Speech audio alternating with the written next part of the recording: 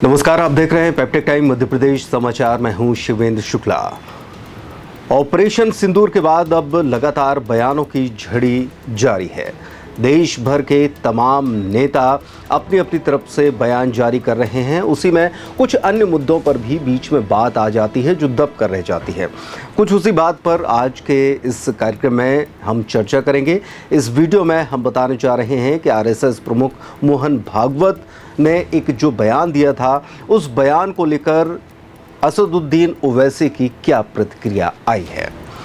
दरअसल राष्ट्रीय स्वयंसेवक संघ के प्रमुख मोहन भागवत की ओर से मुसलमानों पर दिए गए बयान को लेकर एआईएमआईएम सांसद असदुद्दीन ओवैसी ने नाराजगी जताई है।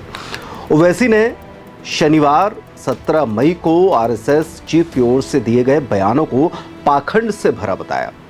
उन्होंने ये भी साफ किया कि ऐसी बयानबाजी बेमतलब है। असदुद्दीन ओवैसी ने एक न्यूज़ एजेंसी को दिए इंटरव्यू में कहा कि मुसलमानों के प्रति कभी कभार दिए जाने वाले आरएसएस प्रमुख के शांतिदायक बयान पाखंडपूर्ण और निरर्थक होते हैं। बीते साल आरएसएस प्रमुख मोहन भागवत ने कहा था कि मंदिर मस्जिद के रोजाना नए विवाद खड़े कर कोई नेता बनना चाहता है तो ऐसा नहीं होना चाहिए। हमें दुनिया को दिखाना है कि हम एक साथ रह सकते हैं। वहीं हैदराबाद से एआईएमआईएम सांसद असदुद्दीन ओवैसी ने बीजेपी की लगातार चुनावी जीत को विपक्ष की विफलता और हिंदू मतदाताओं के एकजुट होने का परिणाम बताया है।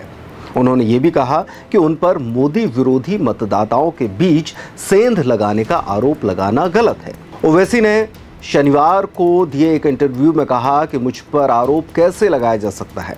उन्होंने कहा कि अगर मैं 2024 के लोकसभा चुनाव में हैदराबाद, औरंगाबाद, किशनगंज और कुछ अन्य सीटों पर चुनाव लड़ता हूं और बीजेपी को 240 सीटें मिलती हैं तो क्या मैं जिम्मेदार हूं? बीजेपी सत्ता में आ रही है क्योंकि विपक्ष नाकाम है।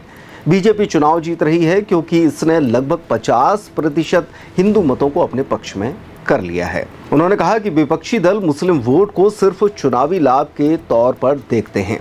एआईएमआईएम सांसद ने कहा कि उन पर आरोप लगाने और उन्हें बीजेपी की बी टीम कहने का प्रयास विपक्ष की उनकी पार्टी के प्रति नफरत के अलावा और कुछ भी नहीं है, क्योंकि उनकी पार्टी मुख्य रूप से मुसलमानों का प्रतिनिधित्व करती है। विपक्षी दलों के ऑल इंडिया मजलिस इत्तेहादुल मुस्लिमीन यानी एआईएमआईएम पर मोदी विरोधी मतों में सेंध लगाने का आरोप लगाए जाने पर ओवैसी ने पलटवार करते हुए कहा कि विपक्षी दल मुस्लिम वोट को सिर्फ चुनावी लाभ के रूप में देखते हैं, जबकि उनके वास्तविक मुद्दों पर ध्यान नहीं देते। ऊंची जाति के लोग नेता होंगे, मुसलमान भिखारी होंगे।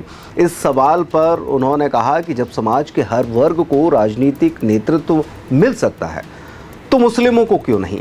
ये पूछे जाने पर कि क्या उनका इशारा कांग्रेस की ओर है, उन्होंने कहा कि उनका इशारा बहुजन समाज पार्टी, समाजवादी पार्टी सहित सभी विपक्षी दलों की ओर है। ओवैसी ने कहा कि यादव नेता होंगे, मुसलमान भिखारी होंगे, ऊंची जाति के लोग नेता होंगे, मुसलमान भिखारी होंगे, ये कैसे उचित है? मुझे बताएं। उन्होंने ये भी कहा कि भारत के संस्थापक नेताओं ने देश के लिए एक सहभागी लोकतंत्र के रूप में कल्पना की थी, तो मुसलमानों की भागीदारी कहाँ है? उन्होंने कहा कि भारत इतने बड़े समुदाय को हाशिए पर और कमज़ोर रखकर 2047 तक विकसित भारत का लक्ष्य हासिल नहीं कर सकता। ओवैसी ने कहा कि राजनीतिक दलों को मुसलमानों को वोट बैंक के तौर पर देखना बंद कर देना चाहिए और इसके बजाय उन्हें ऊपर उठाने, उन्हें शिक्षित करने, उनके साथ उचित व्यवहार करने और उन्हें नौकरी देने के लिए काम करना चाहिए। तो इस तरीके से आरएसएस प्रमुख मोहन भागवत के एक बयान की आड़ लेकर ओवैसी ने अपने मन में जो तमाम चीज़ें चल रही थीं वो सारी एक इंटरव्यू के माध्यम से उगल डाली।